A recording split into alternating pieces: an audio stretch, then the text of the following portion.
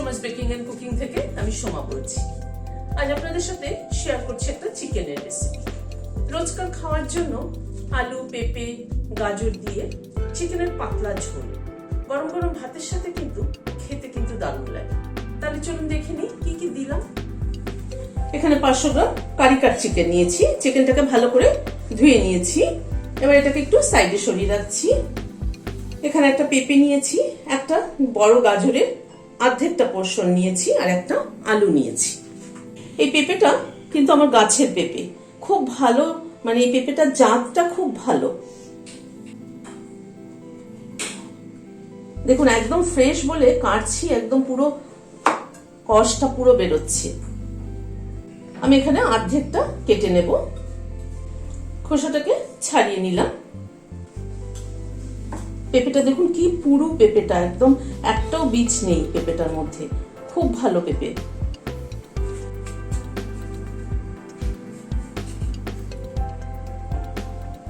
এরকম একটু বড় বড় টুকরো করে কেটে নিচ্ছি, এভাবে কেটে নিচ্ছি।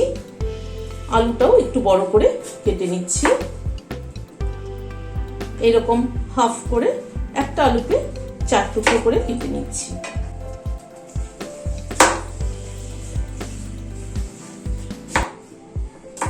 গাজরটাকেও এরকম বড় বড় করে কেটে নিচ্ছি। পেঁপে, আলু, গাজর সবগুলোকে কেটে নিলাম। গ্যাসে একটা কড়াই বসিয়েছি, সরষের তেল দিচ্ছি। তেলটা গরম হওয়ার পরে একটা বড় এলাচের দানা প্রথমে তেলে দিলাম। বড় এলাচের দানা ফ্লেভারটা কিন্তু খুব ভালো হয়, বিশেষ করে মাংসে তো ভীষণ ভালো হয়। একটা দারচিনির টুকরো দিলাম, 3টে লবঙ্গ দিলাম, 2টো এলাচ দিলাম, একটা তেজপাতা দিলাম। দিয়ে গ্যাসের ফ্লেমটা কমিয়ে ফোড়নটাকে একটুখানি ক্র্যাক করিয়ে নেব।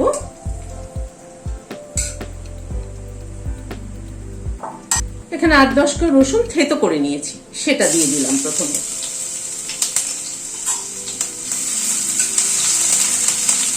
রসুনটা দিয়ে হালকা করে একটু ভেজে নেব। রসুনটা একটুখানি লাল হয়ে এসেছে। এবার একে একে সবজিগুলো অ্যাড করে দিচ্ছি।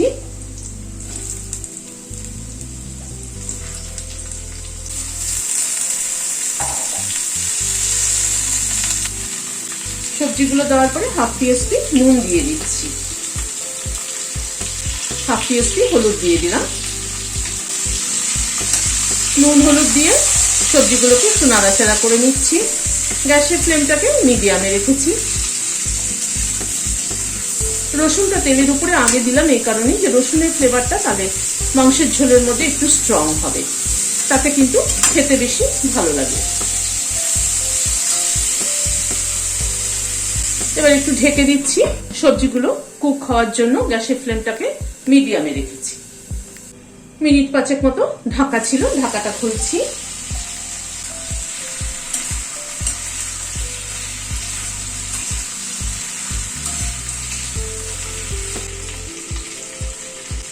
এক চামচ আদা বাটা দিলাম। আদা বাটাটা দিয়ে একটু নাড়াচাড়া করে নেব। হালকা করে আদাটাকে একটু ভেজে নেব।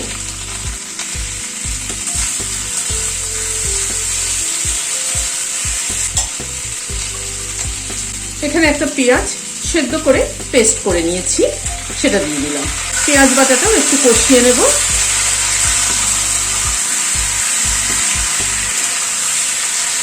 পেঁয়াজ কিন্তু কাঁচা দিলে পরে একরকম টেস্ট, সেদ্ধ করে দিলে একরকম টেস্ট, এবং পেঁয়াজ ভেজে বেরেস্তা করে যদি পেস্ট করে দেওয়া হয় সেটার আবার আরেক টেস্ট।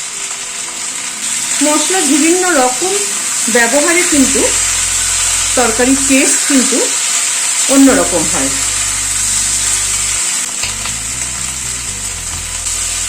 পেঁয়াজটা দিয়ে একটু নাড়াচাড়া করে নিয়ে এখানে 1 টিস্পুন ধনের গুঁড়ো দিলাম, এটা রোস্টেড ধনের গুঁড়ো।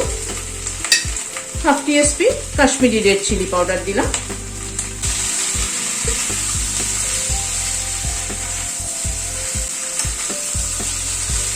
এখানে 2টো টমেটো ডুমো ডুমো করে কেটে নিয়েছি, সেটা দিয়ে দিলাম।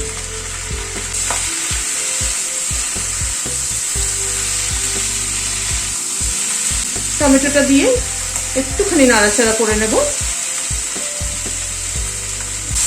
টমেটোটা গুঁড়ো মশলাটা দিয়ে একটু নাড়াচাড়া করে নেওয়ার পরে এবার চিকেনটাকে অ্যাড করে দেব।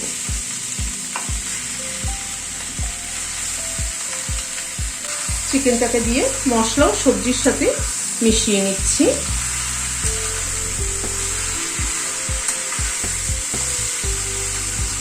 এইভাবে কিন্তু পেঁপে, গাজর সবকিছু দিয়ে, আলু সবকিছু দিয়ে কিন্তু এরকম পাতলা চিকেনের ঝোল খেতে গরম গরম ভাতের সাথে কিন্তু দারুণ লাগে।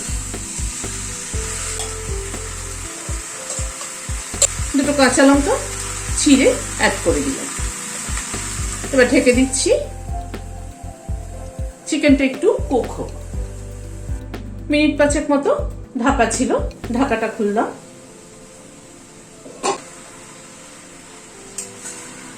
একবার একটু নেড়ে দিচ্ছি।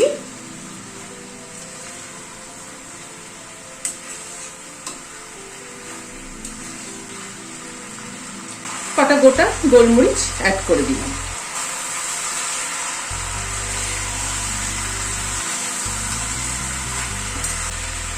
আবার একটু ঢেকে দিচ্ছি গ্যাসের ফ্লেমটাকে মিডিয়ামে রেখে। আবারও প্রায় 3-4 মিনিট মতো ঢাকা ছিল, ঢাকাটা খুললাম।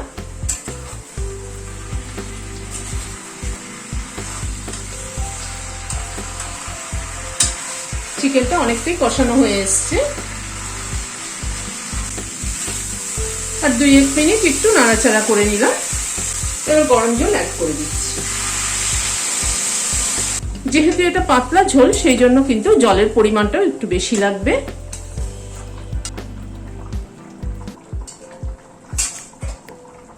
আবার একটু ঢেকে দিচ্ছি, ঝোলটা ফুটে উঠুক। ঝোলটা হাই ফ্লেমে মিনিট 5 ফোটার পরে গ্যাসের ফ্লেমটাকে একদম কমিয়ে দিয়ে প্রায় মিনিট 15 এভাবে ঢেকে রেখেছিলাম। কারণ পেঁপেগুলো বড় বড় টুকরো করে কাটা, গাজরটাও সেগুলো সেদ্ধ হতে হবে এবং চিকেনটাও সেদ্ধ হতে হবে। ঢাকনাটা খুললাম। পেঁপেগুলো সেদ্ধ হলো কিনা দেখে নিচ্ছি। হ্যাঁ, পেঁপেগুলো সেদ্ধ হয়েছে। গাজরটাও সেদ্ধ হয়ে গেছে। এবার একটু চিনি দিয়ে দিচ্ছি। এই চিনিটা দিলাম কিন্তু নুন মিষ্টির ব্যালেন্সটাকে ঠিক করার জন্য। একটু চিনি না দিলে পরে টেস্টটা কিন্তু ভালো হয় না। একটু নুন মিষ্টিটা চেক করে নিচ্ছি।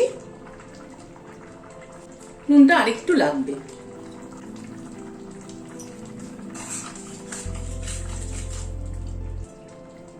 লাস্টে খানিকটা ধনেপাতা কুচি ছড়িয়ে দিলাম।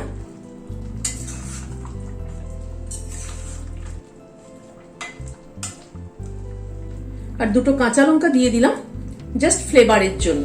গ্যাসের ফ্লেমটাকে বন্ধ করে দিয়ে ঢেকে দিচ্ছি, ধনেপাতা আর কাঁচা লঙ্কার ফ্লেভারটা অ্যাবজর্ব হওয়ার জন্য। পাতলা ঝোলে কিন্তু এরকম ধনেপাতা এবং কাঁচা লঙ্কার ফ্লেভারটা দারুণ ভালো যায়। রেসিপিটি যদি ভালো লেগে থাকে তাহলে লাইক এবং একটা সাবস্ক্রাইব করার অনুরোধ রইল। আজ তাহলে এখানে শেষ করছি। দেখা হচ্ছে আবার পরবর্তী ভিডিওতে।